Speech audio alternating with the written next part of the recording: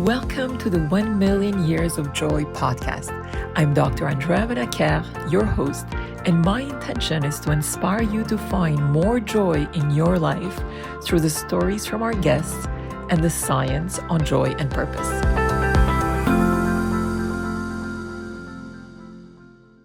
Benjamin Von Wong, welcome. It's such a pleasure to have you with us today. Pleasure to be here. Thanks for having me. Benjamin, your creations have garnered over 1 billion views on topics like ocean plastics, fast fashion, and electronic waste. Tell us about your journey from being an engineer to combining art with environment activism. It's a really long journey, I guess. It's been over 15 years since I started off as a hard rock mining engineer. And earlier in my life and career, I was doing two things at the same time. I was doing photography on evenings and weekends and engineering. And over the course of a couple years, doing photography on evenings and weekends, eventually ended up quitting my day job as an engineer. Not necessarily because I wanted to be an artist, but rather because I woke up one day and I was like, I don't know what I want to do in life, but I know what I don't want to do. And I don't want to be at a bigger desk earning more money in 10 years. And so I better quit and figure out where to go from there. And so I ended up quitting my day job and basically taking a sabbatical. And as luck would have it, the artistic career thing never stopped. I started traveling, I started teaching, I started shooting, I started growing a following online, and there was just so much momentum in the earlier days that I never had a reason to stop. And over the course of a couple years, went from creating art that was really just stunt-based, tying models underwater in shipwrecks, putting them on the edge of skyscrapers, lighting them on fire, and doing all these projects that were really just cool for the sake of doing it for coolness sake. Started to wonder, like, how can I combine that with something more meaningful and impactful, more purposeful? And so that became my journey to start involving other environmental issues. As I started looking at different documentaries, I started forcing myself, or just basically saying that I didn't want to do anything just for fun anymore. I needed it to have some greater mission and purpose.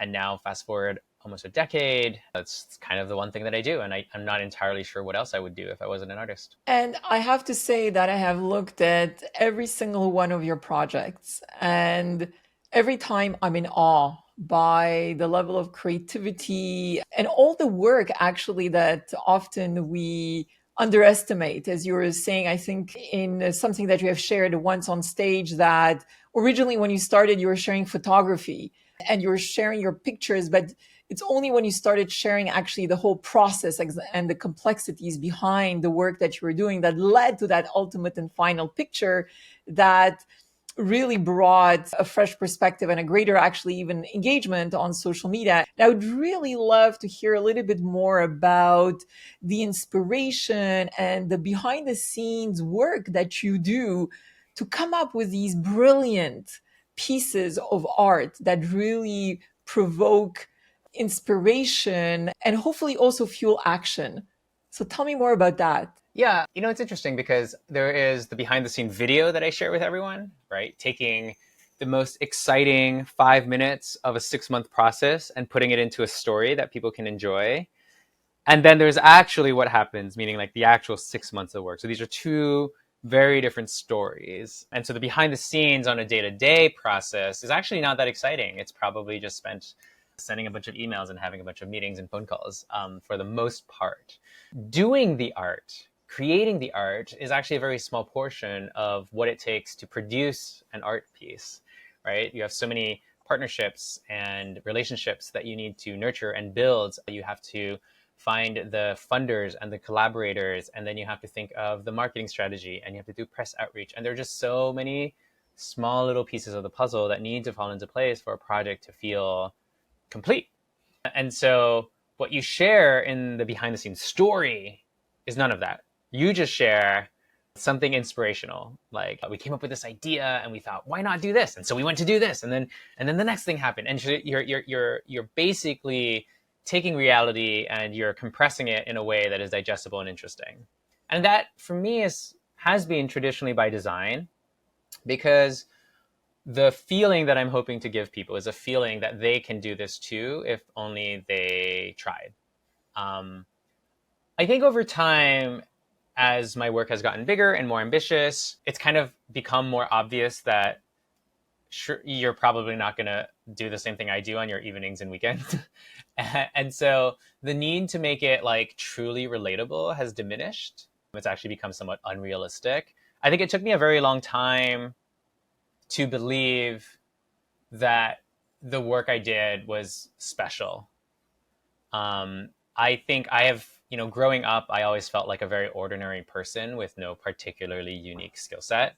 And it was only a byproduct of luck and hard work that I was able to stumble across these projects. And there was like really this genuine belief that like anyone could do it if they really wanted to.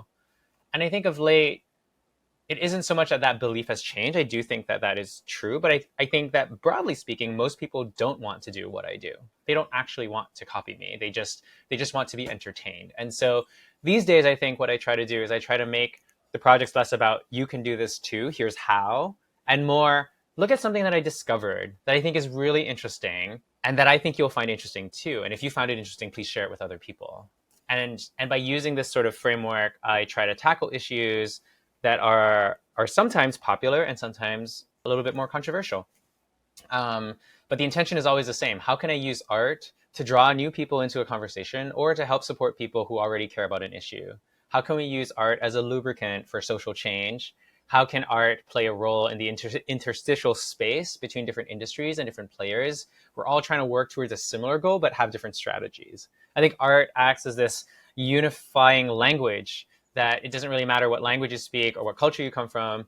You can still rally people and still bring them together to understand the direction that we're all trying to go to together. So beautiful to hear that. I was curious to know what are some of the unexpected sources of joy that you've discovered through your work and activism. I mean, the source of joy and I guess the inspiration question that you asked earlier are actually both have the same answer, and it's just the other people that you meet along the way. It is always exciting to discover people who are talented, passionate, dependable, who are in this journey with you. And when people that you respect and look up to decide to take their time to support you, like there's like no better feeling. And people can support in so many different ways. Like some people support by volunteering, other people support by making an introduction or a connection. Some actually just want to hop on board to the project and be a part of something greater.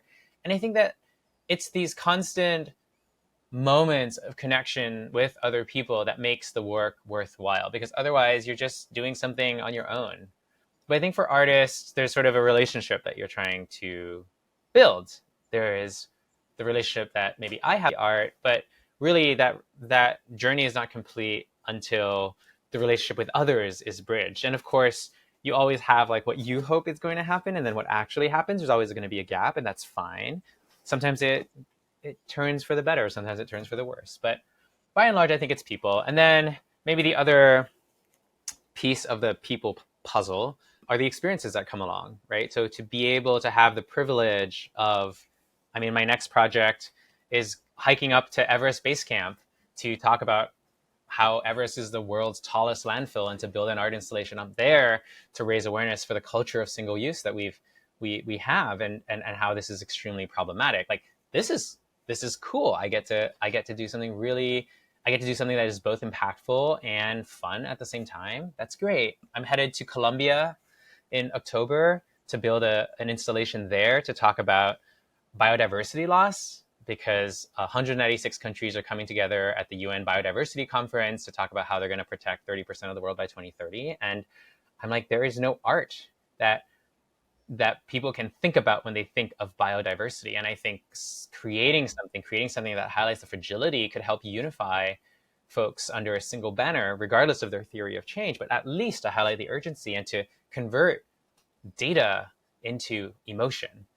And so I think a lot about this. I think that being able to go places that you wouldn't normally get to go to if you weren't doing meaningful work is also another source of joy. I don't know. I mean, I guess I could continue thinking and listing out a whole bunch of them, but maybe I can stop there. How do you feel about the fact that as an artist that there's a component of impermanence Hmm. to your art? It's so funny that you like bringing this up because it's been very top of mind. I was in China in Dalian, and I met up with another artist over there. He was a fellow speaker, and his work had just been purchased by the MoMA Mhm. or Met. Anyways, his work had just been purchased by some big art museum, and I was like, wow, that's really cool. Like, how did that happen? And he was just talking about how he spent a lot of time thinking about the idea of permanence, about how do you make sure that something is archived properly and that story can be told. And when you contrast his work with my work is so temporal. It is about what is going on in the zeitgeist right now. And I'm just thinking about how it can engage people in the immediate, like in the immediate short term. And like, sure, I create these photographs, these visual assets that can live forever. It's new to anyone who hasn't seen it before. If someone from this podcast searches my name, Von Wong, on Google and pulls out an image and they see, oh my gosh, look at that mermaid on 10,000 plastic bottles. That's so cool. It sort of doesn't matter that it was created 10 years ago. It's still new and still fresh. And so there's a archival piece of it, but the value of the piece and the way I think about it is really much about the present. So I think about, like, right now I'm going to the UN to create this art installation at this UN biodiversity conference to highlight how in the last 50 years we've lost more than 50% of our biodiversity. Like, it's a very timely and specific piece. How do I think about permanence? And so I don't know. Honestly, I think I haven't processed this question yet. One idea is to start converting my work into a book so that people can actually hold all of its stories in one place and space. Um, uh, Otherwise, people can access the entire stories that are archived on my blog, where you can go to any project and learn how it was done. There is a sense of legacy that is emerging with some of my pieces where teachers are making courses out of my projects and they're using it actively in their curriculums. And I think there's something really cool there. But otherwise, I think this question of framing, how do I shift my work from something that is temporal to something that is more permanent, is actually very much an active question that I'm trying to explore. I think one of the challenges is that ultimately, when you boil it down, one of the things that I really enjoy in life is novelty. And I love having new experiences. I like trying things I haven't done before. I like going to places I haven't gone before. And none of those things are very conducive to permanence. But I am getting older and that is changing. As you look back on the moment when you made that choice to leave your engineering degree, how did your family react back then, and how are they supporting you today through your artistic endeavors? Yeah, I mean, I kind of tricked my family, I suppose. I didn't say I was quitting engineering. I said I was pausing engineering to go get like an MBA. And so I got my GMAT, and the intention was actually to go to school, but it just so happened that I quit in December, and the schools didn't really start until later. And so there was a whole application cycle that I had missed. And so ultimately, I just said, well, let's just see how things go with the photography thing. And one thing led to another, and there was just a lot of momentum that was going on.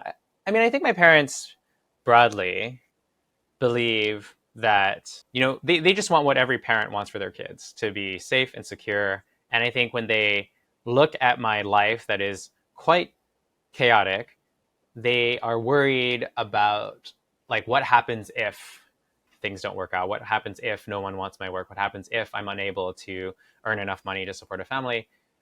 And to be honest, it's something that I personally have also internalized for a very long time, where I was just constantly worried about my runway. But I recently looked at this book, and I'm kind of deviating a little bit from your question, but I think it's still relevant. I recently read this book last year called It's Not About the Money by a guy called Brent Kessel. And in this book, he highlights the 8 different financial archetypes that all people have within them. And the primary archetypes that I fall into are the empire builder, the idealist, and the guardian. And so that means that my relationship to money is kind of interesting, where on the one hand, I want to accumulate as much wealth as possible so that I can create more, bigger, impactful projects that are large and ambitious, right? Like, I'm trying to get as much as I can.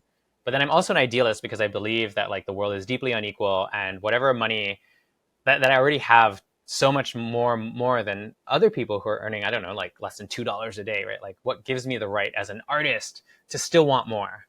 And then on top of that, I'm like the guardian archetype, which I think comes from my parents who are like first generation immigrants. And the guardian is scared to lose whatever money they have, no matter how much they have. And so if I think of my fear of my runway disappearing is actually the same today than it was 10 years ago. And yet I am so much more secure and safe than I have ever been, but that fear is the same. And so I have this like deeply unhealthy relationship to money where, I want more, I feel guilty for what I have, and I'm scared of losing what I have. Like this is clearly a terrible relationship. And I think a lot of the work has actually been much more internal for me and for my parents to also, at some point, you have to figure out whether or not you want to bet on, in my case, do I want to bet on myself? Are you are you betting on yourself as the horse that is going to win in this race based on your track record? And if you're constantly betting against yourself, you're betting that this person is going to fail, right? And that would be the same for my mom. If my mom is betting against me constantly, like that's not a really fun place to be. It's a lot more interesting to be on the other side where you're like, no, let's bet on this person to win. Like, okay, let's be realistic about it, but let's bet that this is going to work out. How can we help support this person so that despite their imperfections, they can still come out on top? And that's been a lot of the work. It's been a lot about reframing, both for myself internally and for like my family. And it's a conversation that we have every so often. Have they had the opportunity? I'm curious to actually see some of your works, Oh, your pieces of absolutely. art. Yeah, my parents Yes. have participated in the building of many of my art pieces, and some of them they have even modeled in some of these art installations. So if you want to see my parents in action, you can check out the giant plastic tap project that they did with me. And there's like a 14-minute documentary or so, and you see my mom chasing after me and complaining about me, and my dad helping with the fabrication, and my nephew like that we took and put inside of a landfill to take a photo to show how like most plastic trash in the world ends up in landfill.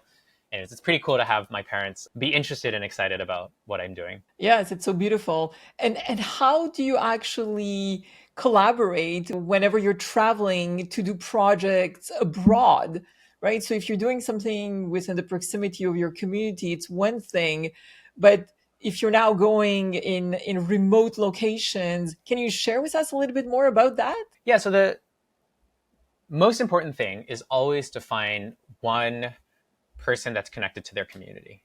If you can find the right community partner for any project, then your ability to mobilize people just becomes exponentially easier. I don't actually feel like I have a community because I've been basically nomadic for the longest time. I only moved to New York 6 months ago, and I'm like, oh my gosh, I need to figure out where I belong. And prior to that, I was just kind of bopping around. And for these projects, which require building an entire team from scratch, I always start by trying to find who are our nonprofit partners, who are our community leaders, and who can I rope in to co-create this project with? Because without that supporting figure, everything falls aside because you don't have the cultural context. You don't have the relationship of trust that has been nurtured over years. And so I very much think that each and every one of my projects is a byproduct of intimate collaboration with other people. And what have been some of the most surprising things that you have discovered through each one of the projects as you're doing research and digging deeper into the various aspects that relate to the challenges linked to environment and pollution and so on? I'm kind of thinking, I'm just like, where do I start? You're asking me what is new in the last 15 years. And so that answer is obviously changes depending on the project because every project you do, you learn more. And okay, in 2016, I learned there was probably going to be more plastic than fish in the sea by 2050. And then I did another project around microfiber pollution and learned that, every single time we do our laundry, we release microfibers into the ocean. And then you learn that 75% of all textiles in the world come from fossil fuels. And then you learn that 99% of all plastics come from fossil fuels. And you're like, oh, this is great. Things are getting worse. And then you might hear one day that the statistic is every 60 seconds a truckload of plastic flows into the ocean, and then 3 years later it's every 60 seconds 2 truckloads of plastic flows into the ocean. I mean, the amount of statistics that come out are just endless. And so I think with the environment, one of the biggest challenges that we face is that the news never gets better. I mean, you might have interesting statistics where you're like, oh, the price of solar and wind today is cheaper than it's ever been, and that is only going to continue to grow. And so we can feel very hopeful about our transition to renewables, and that's true. And we also have to be worried because there's like no chance in hell that we're going to hit our 1.5 degrees Celsius goals. And so there's this constant like learning of different factoids with every project that you do. I think the question isn't so much what have you learned, it's what can you do with that knowledge. If learning is only going to make you feel disempowered and frustrated, then maybe it's not so helpful. But if learning leads to new spurts of optimism and possibility, I think that's where things can get quite interesting and exciting. So this project that I'm launching on August 1st, which is Earth Overshoot Day, is going to be a 6-meter tall phoenix that we built out of biochar. What is biochar? Biochar is responsible for 89% of verified carbon removal credits. So not carbon credits, carbon removal credits. And yet so few people know about it, even if they're in the climate space. Biochar is basically like sort of like charcoal. It looks like charcoal, but it's created the same way that you might create a slice of burnt toast. So you take a piece of toast, you put it in the toaster for too long, it doesn't really burn, it just smolders and it cooks and it gets really hot and then it turns black. At the end, you have like this material, this toast, which is mostly carbon. You can take that, you can crush it, you can sequester it in the ground. Now you've sequestered carbon, you've locked it up for 1,000 years because it's molecularly stable.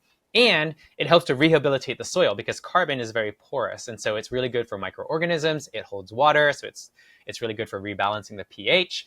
And so you have a material that is both good for climate mitigation and climate adaptation. Okay. And so this is a material that I learned of just last year. And I learned it because I was at a conference talking to a person and I was like, oh my gosh, this is so cool. I want to build an art installation out of it. And so what we ended up creating was this phoenix that represents the carbon footprint of the average person that is produced every single year. And if you happen to be American or in a Western country, your carbon footprint is probably like 12 to 16 tons of carbon. So it's significantly higher than the average, which is 4. And so we need to build like 1 billion of these phoenixes every single year if we want to draw down our carbon for this year, which is insane. So yeah, so those are the kinds of things that you learn. And I think that for me, as someone who now has been looking at all the things that are wrong with the world and just feeling increasingly a sense of like despair and frustration because environmental conservation is such a hard issue to solve in the face of unbounded capitalism, the question has been very much trying to think about where can I find sources of hope and possibility? How can I learn more about these technologies that have so much potentiality, whether it's synthetic biology or whether it's like, I don't know, plastic replacements that come from a source of alginate. I recently learned about this material created by a group called Mango Materials. They harvest methane from wastewater and transform it into biodegradable plastics that disappears in like 8 to 12 months in a marine environment.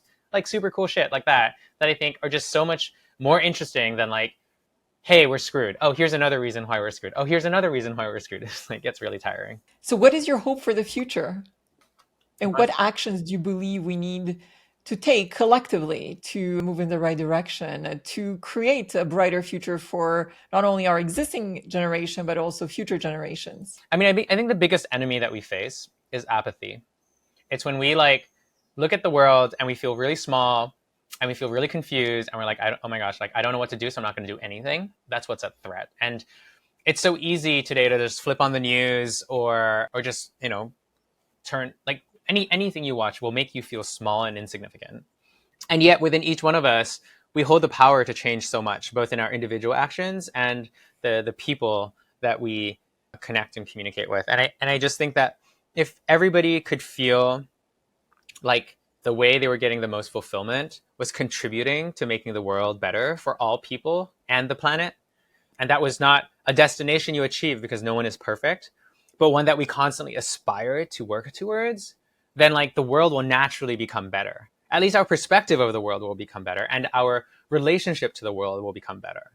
And if we can start healing ourselves in that journey, we can start retaking control over just small little things. Like for me, for example, like I'm vegan, right? Like why am I vegan? I'm vegan for a number of reasons, both from an animal rights perspective and an environmental perspective. But does my individual action really make a difference? Not really. But it does remind me every single time I eat that I have a choice to make my life a little bit more inconvenient because of my values, and that I can make those decisions. I can take that control. And having those anchors, those reminders in your everyday life as you move through the world, to remind yourself that yes, you do have a choice, you have some level of agency, and how you spend your time and how you spend your talent and how you spend your treasure, like all these things actually compound over time, and it can help to construct the world that you actually do want to live in.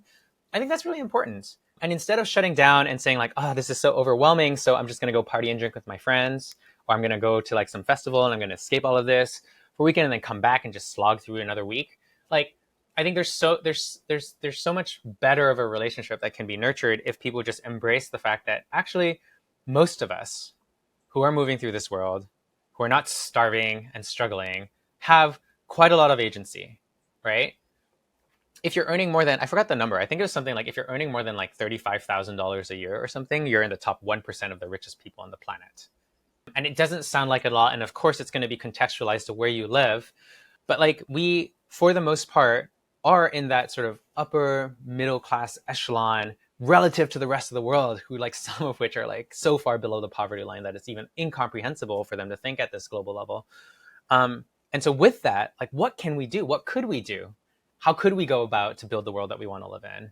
And I think thinking about that and taking action around it, like that's where the opportunity lies. And as a result of all your international travels, what have you seen or learned in terms of key differences when it comes to joy and when it comes also to protecting the environment? So I was just in China. I guess for some context, I'm Chinese Malaysian.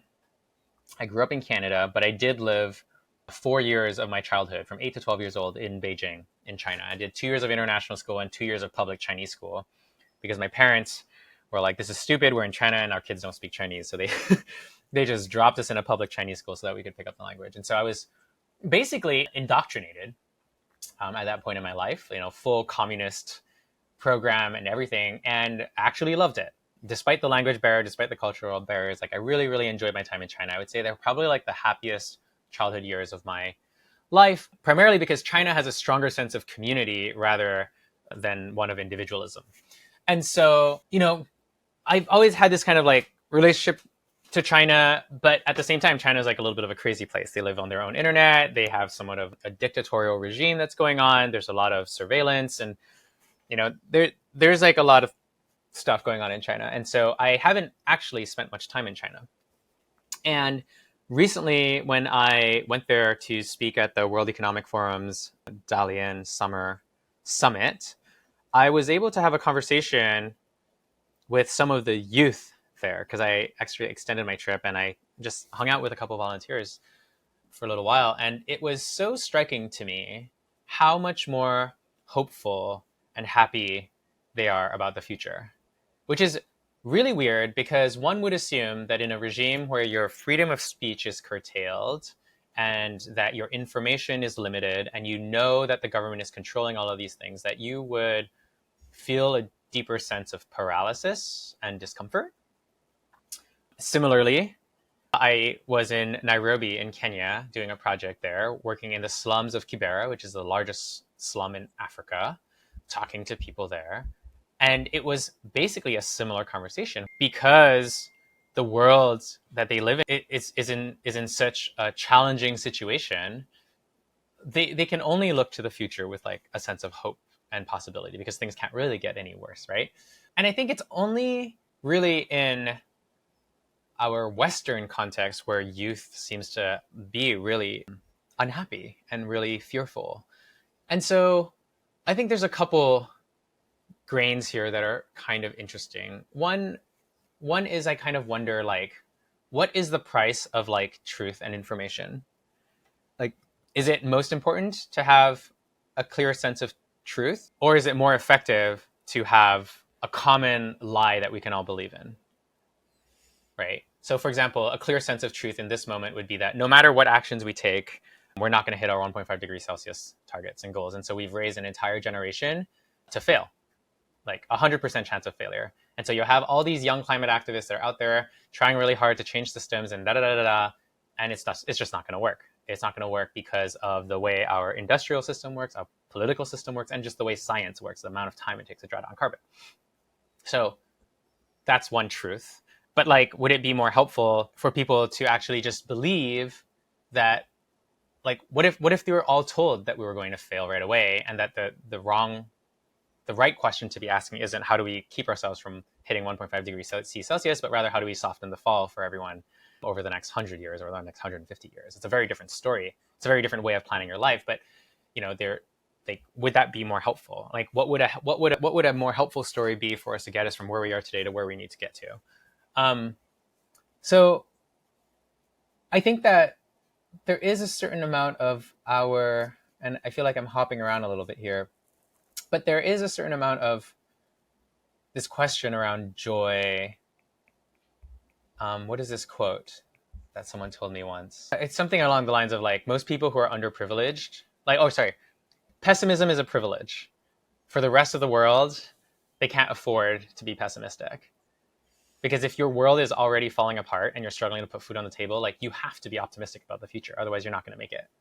And so it's really only those who have enough are the ones that are pessimistic, because we, I'm going to include myself in that category, is like, we have the privilege of being pessimistic, and most of the world doesn't. And so how do we live with that, and how do we move through that? And I think part of that is sort of understanding how our minds work, perhaps getting a sense of like what makes us tick, and finding joy probably through gratitude, finding joy through enoughness, finding joy through relationships, finding joy through moments of progress, celebrating the little things, celebrating communities, celebrating twice as hard when things go right, and not just focusing on when things go wrong. So yeah, that was a really long, rambly answer that wasn't entirely connected together, but I love that. I love everything you have shared. And it's interesting because as I was listening to you, what came to mind was the fact that there's so many people that are on antidepressants that are losing hope, that really are looking into the future as it relates to their personal lives, as it relates to the outer world, in a very, very negative way. And I really love everything that you have shared by bringing more joy, more gratitude, and connecting with those people that we really enjoy being around. I think it has a huge potential to hopefully change and shift those perspectives, right? Because human thriving is important as ecological thriving, right? And it's quite sad whenever I see the statistics, particularly for the younger generations that are struggling with so many mental health issues. Do you have any thoughts on that? well, I think by and large, humans are a byproduct of the environments in which they live. And so, if you lock a person up in a cold, white, artificial office in a cubicle, chances are they're not going to be very happy. And so, in a world in which where most of our information is fed through algorithms and social feeds that are not particularly optimized to our happiness, to our productivity, to our well-being, but rather optimized to our consumption, where humans are a unit of consumption, you can only expect people to then be less happy and less fulfilled, right? And once again, I don't want to pretend to be a psychologist or anything like that, because I am not. And I do think that there are some people that are clinically depressed and probably need help. And so I think this is maybe broadly for like other people, is like, think about the conditions around where you are the most happy and can show up as the best version of yourself. And I'm not saying that happiness equals the best version of yourself, because there is certainly a pathway to hedonism somewhere hidden in there, where you just go and do the thing that is most pleasurable and most immediate. I don't think it's necessary around that. But if there is an aspirational version of yourself where you feel happy, focused, and fulfilled, how can you create the conditions for that to happen, instead of focusing just on the result, which is the result is like, oh, I want to be happy, or I want to be fulfilled.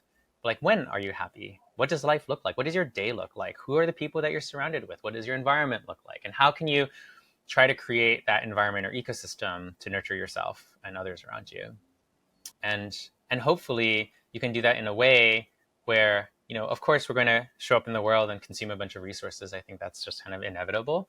But like, can you do that in a way that is increasingly in balance and increasingly in alignment with the rest of the world, so that you're not just thinking about what you want, what the community needs, and maybe not just the immediate community, but the community across hundreds of generations, right? Like, are you going to be a good ancestor? Are you going to be a good friend? Are you going to be a good partner? And are you going to be, kind to yourself along the way? And I don't know if it's like, if that once again is something that one achieves or just something one works towards. But if you think it's possible, then at the very least you can work towards it. Yeah, I fully believe that. So I was wondering, if you had a magical wand and you had three wishes that you wanted to achieve for yourself, what would they be?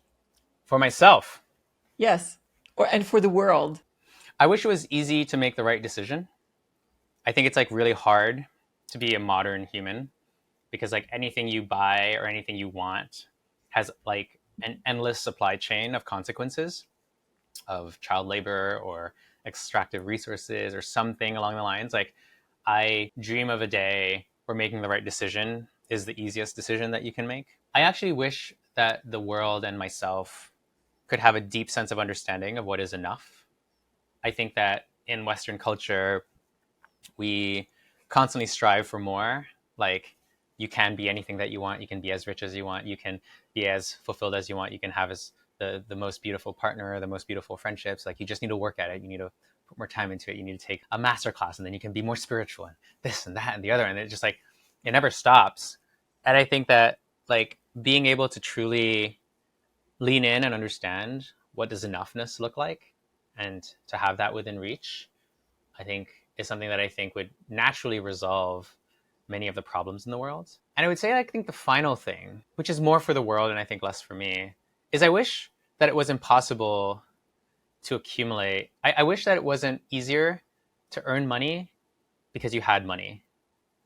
I think a huge reason why we have all the inequities in the world is because we have the ability to hold on to money and generate credit and debt and leverage like the assets or the perceived value that we have to spend money that we don't have to create things. And so the people who have less ability, or the countries even who have less ability to raise debt, are not able to actually like grow as fast. And so if money naturally decayed in value over time, then it would prevent people from being able to accumulate it too much.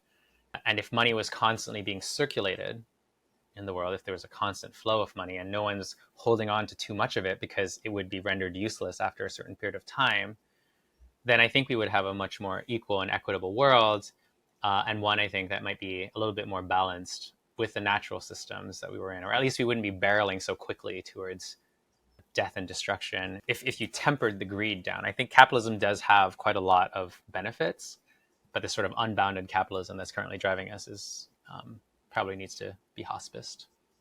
I don't know. Those are a few. All right, wonderful. And what advice would you give to the next generation of artists and activists who want to make a difference in this world? Probably to remember that there's a difference between the person and the purpose. Like, I think we need to make sure that we are taking care of ourselves in pursuit of creating the world that we want to create. Because if we don't figure out how to make our career, our activism, and our work sustainable for ourselves, then we won't be able to sustain the activism. And I think that's why you see so much burnout in activist circles and artist circles. So actually, that might be more for like activists. I think for artists, it's an invitation to like think outside of yourself. I think so much of art is about saying, what do I want to create? And I think balancing that out with like, but what does the world want to see? What would be helpful for the world? How can I use art as a tool as opposed to just as like a form of self-expression? And I think those who are like more purist in the form of art would be like, well, that's not art anymore. Then you've fallen into design, and maybe that's the case. But I do wish that we had more people that were thinking about the role of art to design a better and more sustainable future for all of us. And I think because being an artist is such a hard career path to start with, there aren't that many artists like me that are able to like survive off what they do and to navigate these different worlds and to balance all of it out. And it would be great to have more friends, more peers doing this kind of work. Wonderful. And for our listeners who may be interested in reaching out or connecting to learn more about your work, what would be the best way? Yeah, so you can just Google my name, Benjamin Von Wong, VonWong, and you can find me on basically every single social channel, Instagram, Facebook, Google, everything that you want. Great. Any final words of wisdom that you may wish to share with our audience as it relates to joy? Probably just that I think ultimately joy comes from within. I don't think anyone else can give it to you. I mean, you might be able to borrow it from others here and there, but somehow, some way, you need to figure out how to generate it yourself for it to be sustainable. And that's probably, I think it's actually possible for everyone to figure that out. So if that's something you're struggling with, maybe listen to more episodes. All right, Ben, it's been an immense pleasure. Thank you so much for your time. And I look forward to seeing the continued beauty in your project and being amazed and in awe by everything that you do. So thank you. Thank you. Thank you.